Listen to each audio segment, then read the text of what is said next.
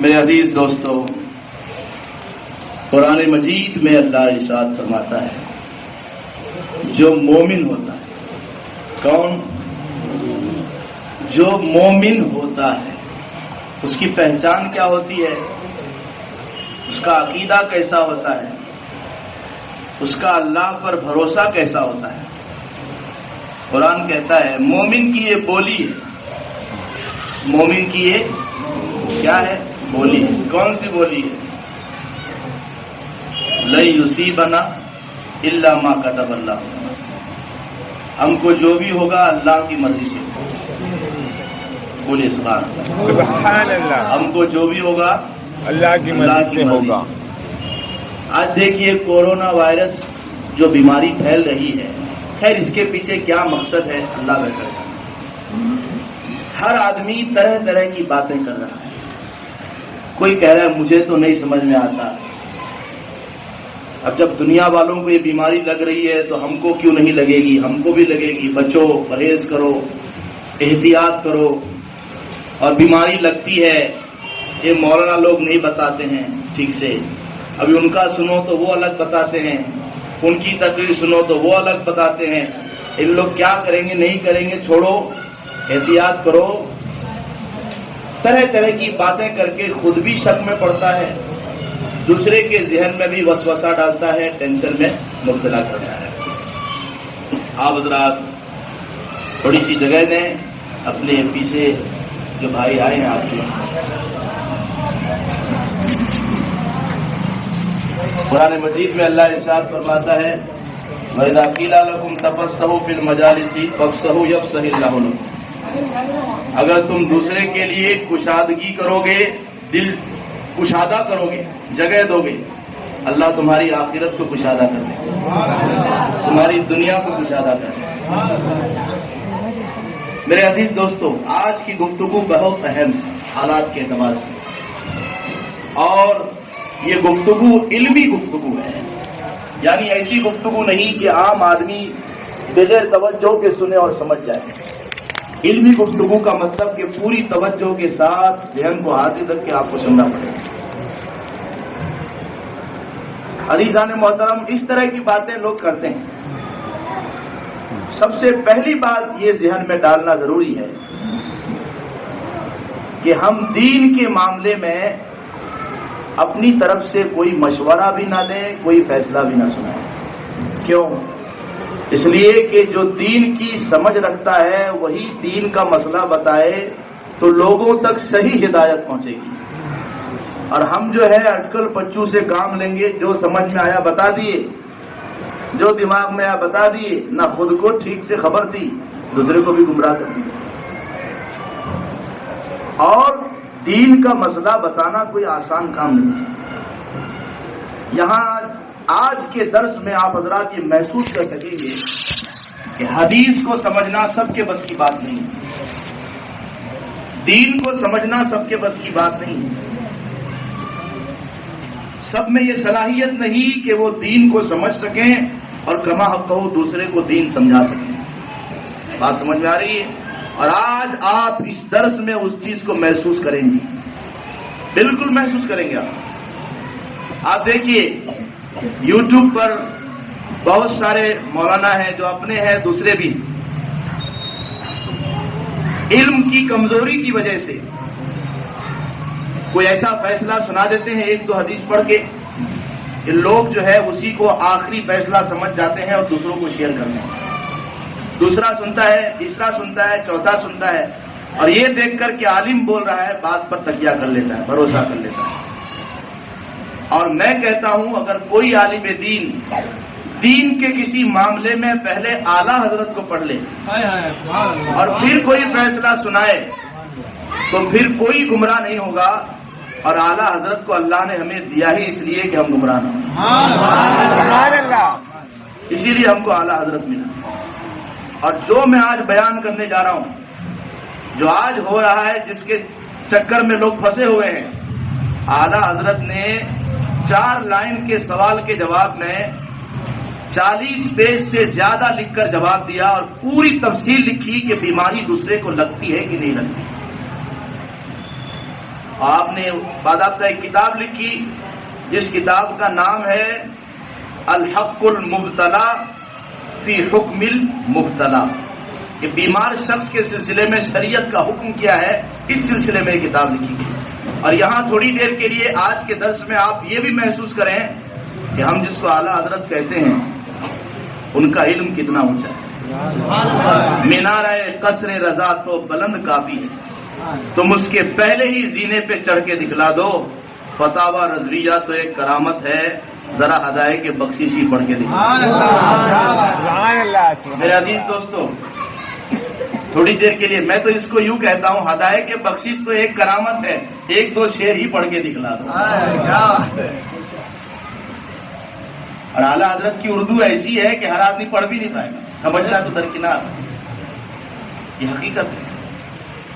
تو میرے عزیز دوستو دیکھیے، جس کو ہم اور آپ دین کہتے ہیں، اسلام کہتے ہیں، جو ہم کو ملا ہے، حضور نے اس اسلام کو لوگوں تک بہت حکمت سے پہنچایا ہے، بہت حکمت سے پہنچایا ہے۔ حضور ایسی زمین پر تشریف لائے جس زمین پر کفر ہی کفر تھا، برائی ہی برائی تھی، اس لیے حضور نے ہر جگہ حکمت سے کام لیا۔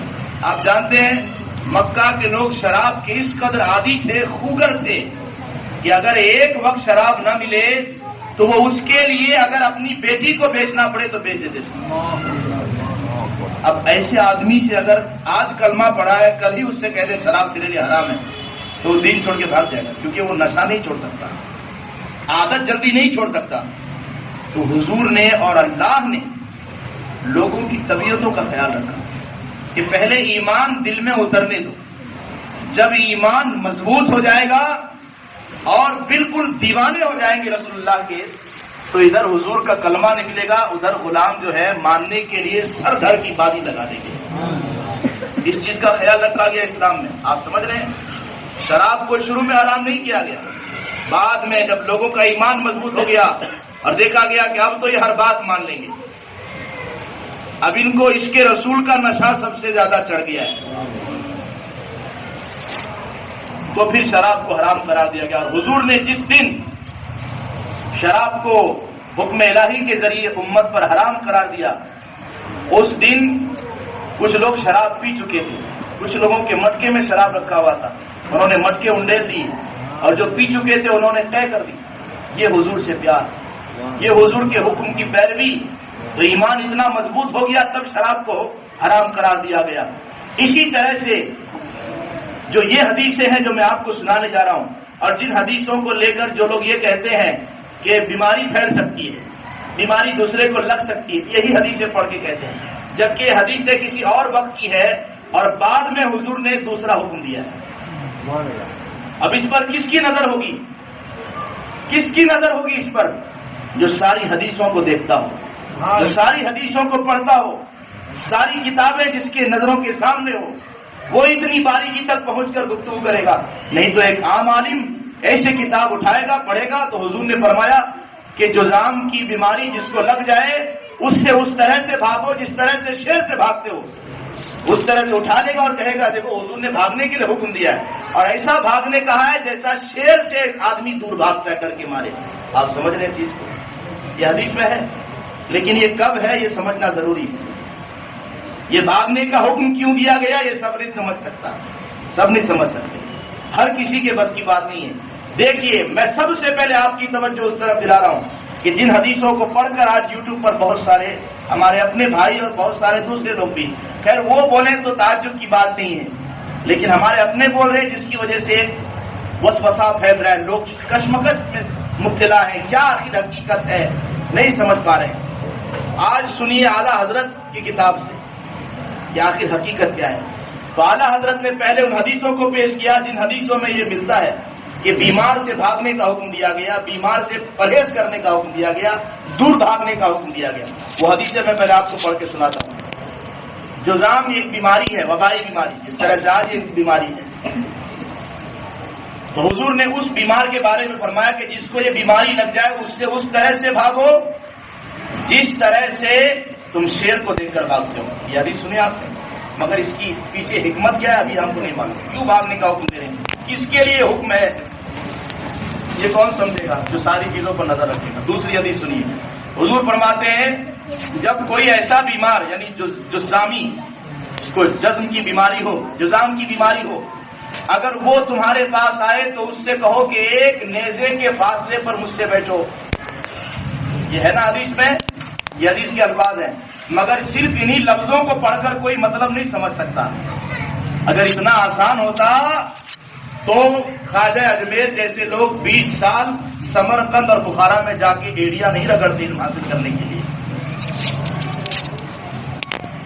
اگر اتنا آسان ہوتا حدیث کو سمجھنا.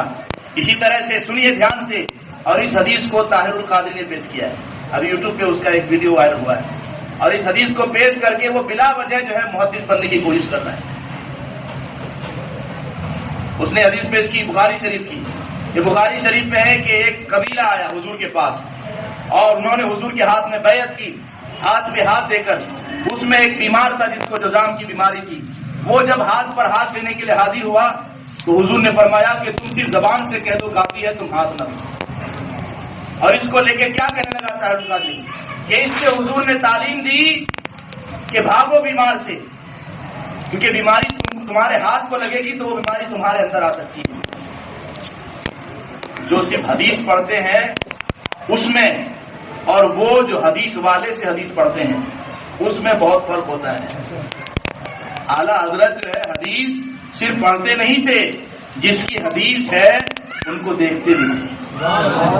فرق ہے بہت، ایک عاشق کے لکھنے میں اور ایک ظاہر پرست عالم کے لکھنے میں بہت فرق ہے. کوئی کوٹ پہننے سے اور چشمہ لگا لینے سے اور مصری ٹوپی لگا لینے سے بڑا عالم نہیں ہوتا.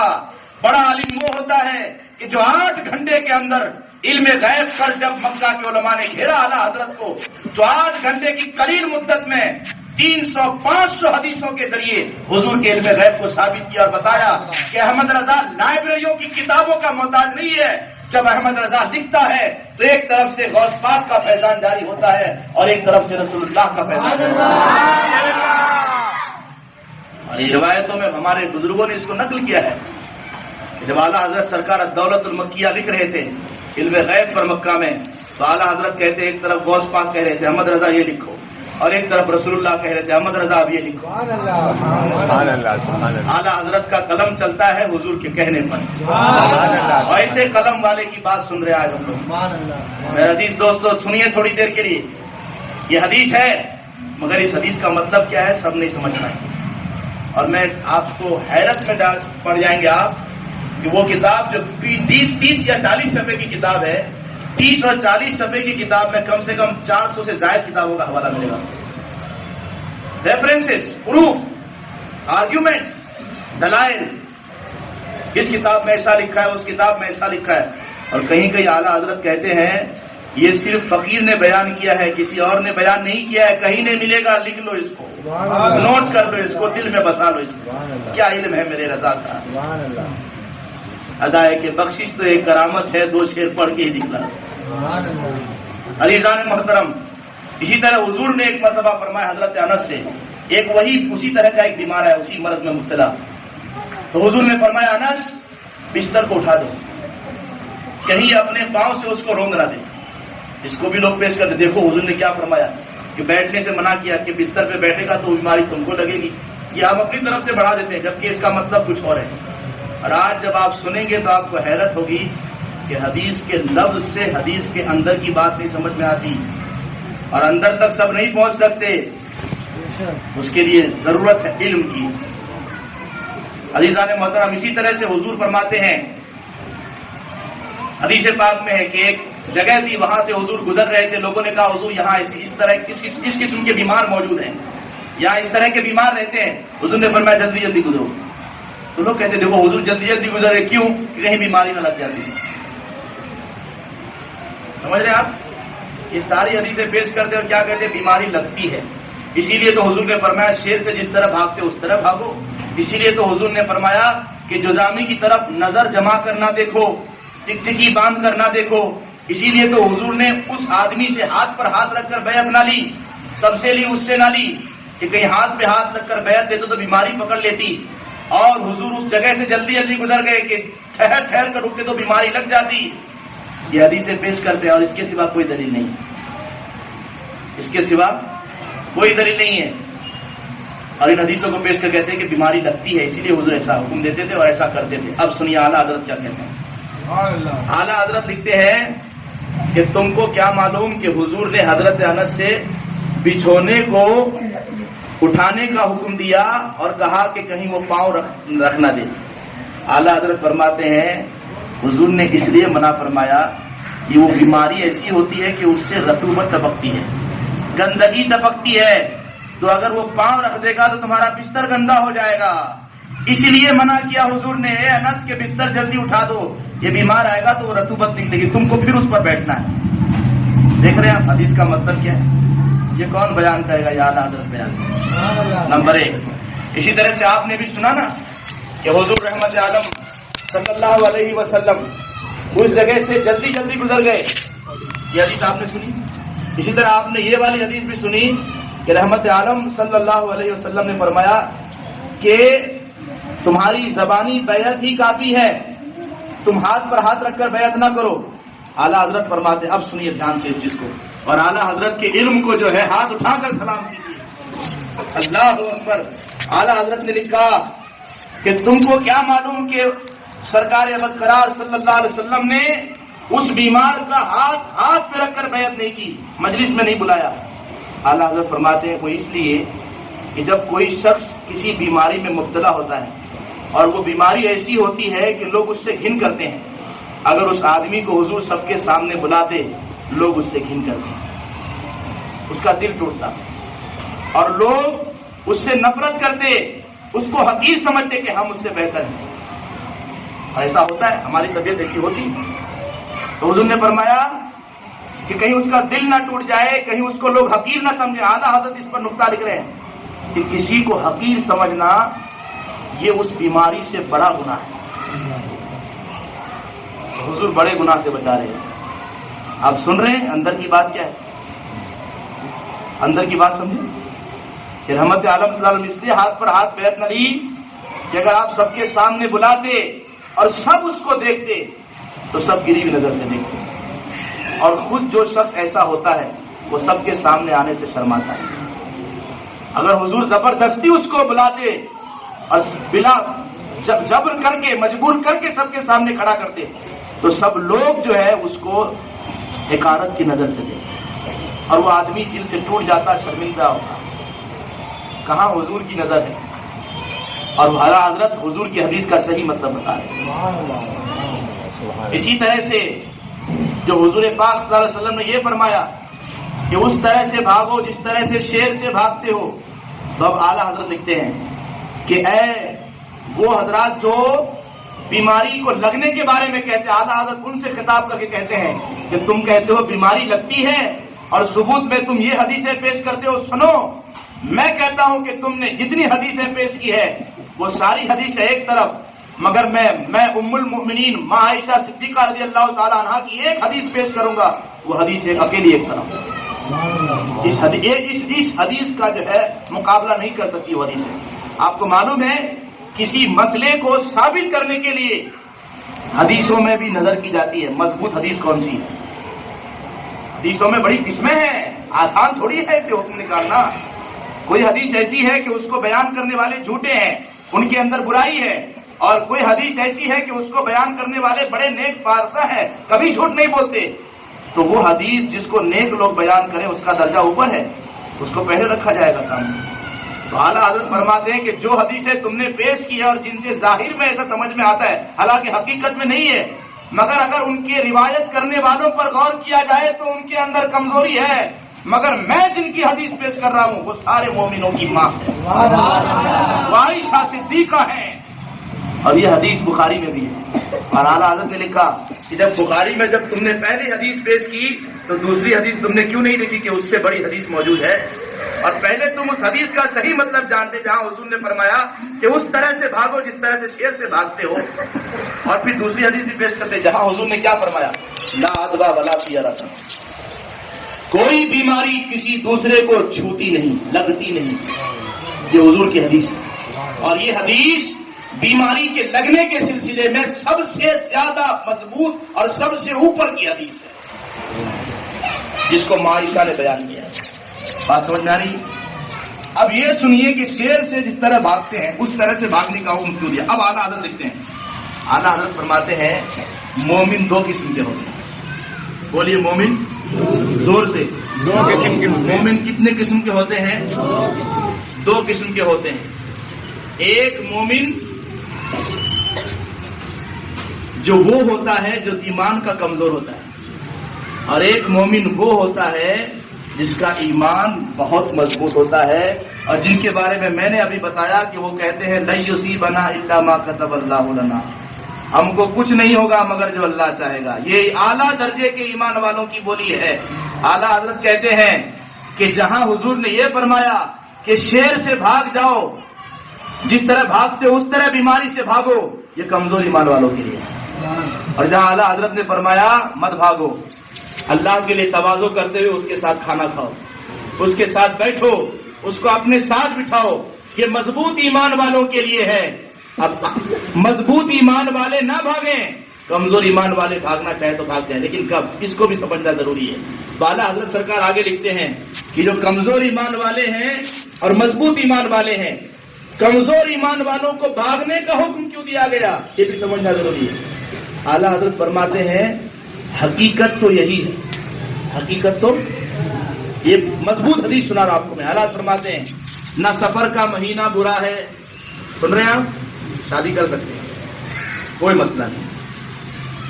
آپ کہتے ہیں ہمارے باپ دادا ابھی تک کہتے آئے ہمارے باپ دادا ہمارے لیے دین نہیں ہے، حضور ہمارے لیے دین ہے. مسلمان ہے تو حضور کی بات ماننی پڑے گی. نہیں کرنی ہے مت کرو، مگر سفر کے مہینے کو نحوست مت سمجھو، نہیں کرنا ہے مت کرو.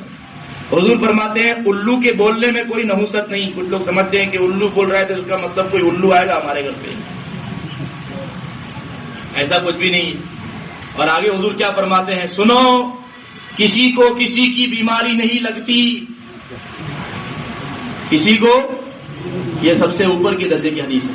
اب یہ سنیے، حضور فرماتے ہیں حقیقت تو یہی ہے کہ یہ تقدیر سے ہوتا ہے. جب حضور نے فرمایا کسی کو کوئی بیماری نہیں لگتی تو ایک بادیہ نشین جنگل میں رہنے والے صحابی کھڑے ہو گئے، کہنے لگے یا رسول اللہ ہم جب اونٹ باندھتے ہیں، اب اپنے حساب سے سوال کرنے لگے کہ ہم جب اونٹ باندھتے ہیں تو اگر ایک اونٹ کو کھجلی ہو جائے تو دوسرے کو بھی کھجلی ہو جاتی ہے، تیسرے کو بھی ہو جاتی ہے، تو آپ کہہ رہے بیماری لگتی نہیں تو پھر ایک اونٹ کی وجہ سے سب بیمار کیوں ہو گئے؟ اب اس یہاں پہ ذہن کو حاضر رکھیے، یہاں فیصلہ کن بات ہو رہی ہے، فیصلہ کن بات ہو رہی ہے. حضور نے فرمایا اے پوچھنے والے، دوسرے کو پہلے سے لگی، تیسرے کو دوسرے سے لگی، پہلے کو کس سے لگی؟ پہلے کو بیماری کہاں سے لگی؟ تم کہو گے اللہ کی تقدیر سے، اللہ کی مشیت سے، اللہ کے چاہنے سے. حضور فرماتے ہیں ویسے ہی اللہ کے چاہنے سے دوسرے کو بھی لگی، تیسرے کو بھی. اب بات سمجھ آ رہی ہے؟ اب آگے لکھتے ہیں جو کمزور ایمان والوں کو یہ اجازت دی گئی کہ وہ بھاگنا چاہے تو بھاگ جائیں، کیوں؟ اب اعلیٰ لکھتے ہیں کہ حقیقت تو یہ ہے کہ بیماری لگتی نہیں. اگر وہ کمزور ایمان والا بھاگا نہیں اور وہ بیماری اس کی قسمت میں لکھی ہوئی اور وہ اس کو لگ گئی تو وہ حضور کی حدیث پر غلط عمل کر بیٹھے گا اور یہ عقیدہ رکھے گا کہ بیماری اس کا مطلب لگتی ہے اور حضور کی حدیث کا انکار کرے گا. اس لیے کمزور والے ایمان والے کہا گئے تیرے لیے بہتر یہ کہ تو بھاگ جا، ورنہ اگر تیری قسمت میں یہ بیماری لکھی ہے اور لگ گئی تو تو حضور کی بات کو ٹھکرا دے گا، جھٹلا دے گا اور کہے گا ہاں بیماری لگتی ہے، اور حضور کہہ رہے ہیں بیماری نہیں لگتی ہے. اور جب حضور کی بات کو جھٹلا دے گا شیطان اپنے مقصد میں کامیاب ہو جائے گا. تو اعلیٰ حضرت کہتے ہیں حضور کی بات کو جھٹلانا یہ سب سے بڑی بیماری ہے. اس لیے حکم دیا گیا کہ ایمان کو کھو دو، اس سے بہتر ہے کہ تھوڑی دیر کے لیے دور چلے جاؤ. دیکھ رہے ہیں اعلیٰ حضرت کی نظر، اتنی حکمتیں ہوتی ہے. اب آگے اعلیٰ حضرت سرکار لکھتے ہیں کہ فاروق اعظم کے بارے میں ایک حدیث ملتی ہے. کن کے بارے میں؟ فاروق اعظم رضی اللہ عنہ کے بارے میں کہ فاروق اعظم رضی اللہ تعالی عنہ نے مکہ میں ایک لونڈی جو ہے طواف کر رہی تھی، تو سرکار عمر فاروق اعظم رضی اللہ ان کو جذام کی بیماری تھی. فرمایا کہ اللہ کی بندی اللہ کی مخلوق کو ایذا نہ دے. تو جو کہتے بیماری پھیلتی وہ کہتے دیکھو حضور نے کیوں فرمایا کہ ایذا نہ دے، یہ بیماری پھیلتی ہے. اعلیٰ کہتے پھر تم غلط پکڑے، بیماری پھیلتی ہے اس لیے نہیں کہا، فاروق اعظم نے اس لیے فرمایا کہ تو گھومے گی، تجھ کو لوگ حقارت کی نظر سے دیکھیں گے، اور اگر تیری وجہ سے ان کو نہ بھی ہوئی اور قسمت میں لکھی تھی اس لیے ہو گئی، تو وہ جو اصل بات ہے اس کا انکار کر بیٹھیں گے۔ یہ اصل بات ہے، بات سمجھ آ رہی؟ اس طرح سے جتنی حدیثیں ہیں جہاں جہاں روکا گیا ہے، منع کیا گیا ہے، وہ اس لیے نہیں کہ بیماری لگتی ہے، وہ اس لیے کہ اصل بات کا آدمی انکار نہ کر بیٹھے، جو اصل عقیدہ ہے، جو صحیح بات ہے۔ اور اب یہاں پہ آپ تھوڑی دیر کے لیے ذہن میں رکھیں، حضور رحمت عالم صلی اللہ علیہ وسلم کی جو یہ حدیث ہے یہ پہلے کی ہے، کیونکہ زمانہ جاہلیت میں، زمانہ جاہلیت سمجھتے ہیں آپ، حضور کے آنے سے پہلے کا جو زمانہ ہے، اس وقت لوگوں کا عقیدہ کیا تھا معلوم؟ کہ اگر کسی کو بیماری لگی ہے، ان کے ساتھ بیٹھے، ان کے ساتھ کھائے، ان کے ساتھ چلے تو بیماری ہم کو لگ جائے گی۔ یہ ان کا آج کا نہیں، برسوں کا پرانا عقیدہ تھا۔ حضور نے فوراً سختی نہیں کی، فوراً سختی نہیں کی، پہلے فرمایا مت جاؤ۔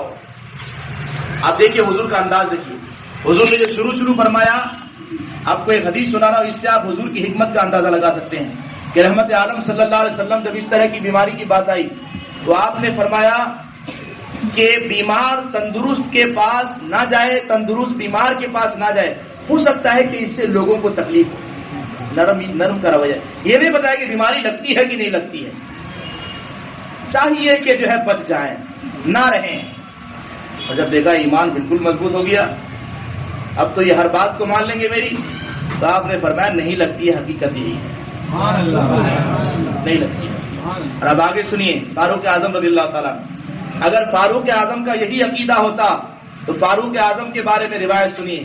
فاروق اعظم رضی اللہ تعالیٰ کے پاس ایک صحابی آئے جو مہاجر صحابی ہیں، بڑا درجہ ہے اس صحابی کا، حضرت معاذ، ان کو بیماری ہو گئی تھی، فاروق اعظم ان کو اپنے پاس بٹھائے، فرمایا کہ یہ پانی لو، یہ پانی تم پیو، اور پھر جو پانی بچ جائے گا اس بچے ہوئے پانی کو میں پیوں گا۔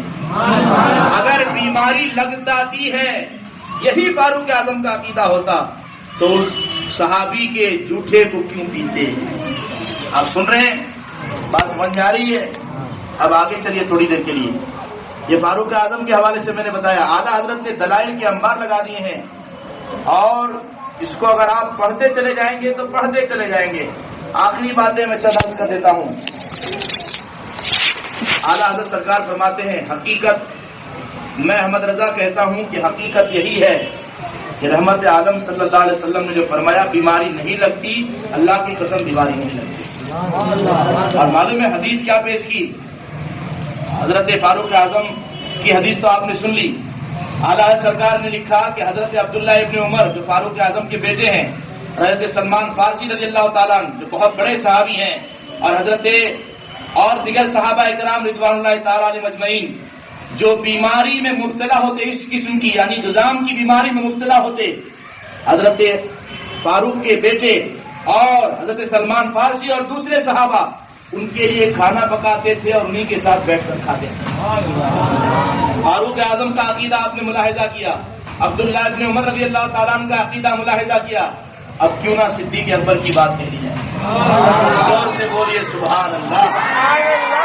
صدیق اکبر رضی اللہ تعالیٰ عنہ، صدیق اکبر رضی اللہ تعالیٰ عنہ کسی قسم کا بیمار آیا، آپ نے ان کو بلایا کہ بندے اللہ کے دور کیوں کھڑا ہے، دور کیوں کھڑا ہے، آؤ قریب آؤ، دھیان سے سنیں آپ اس چیز کو۔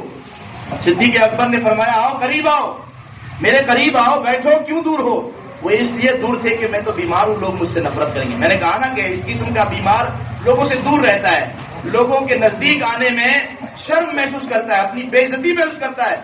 صدیق اکبر نے فرمایا کہ آؤ ادھر آؤ، کیوں دور کھڑے ہو؟ تم کو کوئی نہیں بٹھاتا، تم میرے پاس دسترخوان میں بیٹھو۔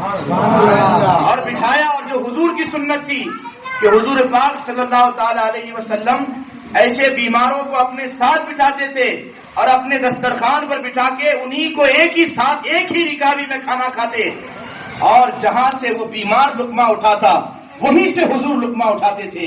اور صدیق اکبر نے وہی سنت تازہ کر دی، قریب بلایا، فرمایا بیٹھو، اور جہاں سے تم کھاؤ گے جو گر جائے گا میں اس کو اٹھا کے کھاؤں گا۔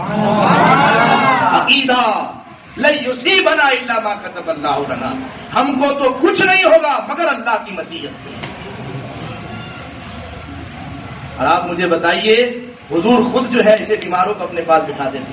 ایک مرتبہ حضور کی حدیث سنیے, حضور کا عمل بتا رہا ہوں. ایک تو حضور کا عمل یہ ہے کہ ساتھ دسترخوان میں بٹھا کے کھلاتے تھے. ایک مرتبہ آپ نے ایک جزام والے بیمار کو بلایا, بولے آؤ ادھر آؤ.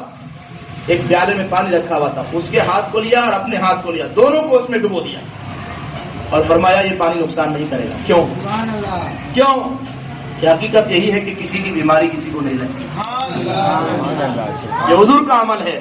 اب اعلیٰ حضرت نے آخر میں لکھا کہ ماں عائشہ صدیقہ رضی اللہ تعالی عنہ فرماتی ہے کہ ہمارے یہاں ایک غلام تھا جو کام کرتا تھا, اس کو یہ بیماری ہو گئی, تو اگر بیماری لگتی ہے تو ان کو بھگا دیتے باہر. کیا کرتے تھے معلوم؟ ماں عائشہ کہتی ہیں وہ ہمارے ساتھ کھاتے تھے, ہمارے بستر پہ سوتے تھے, ہمارے ساتھ اٹھتے تھے.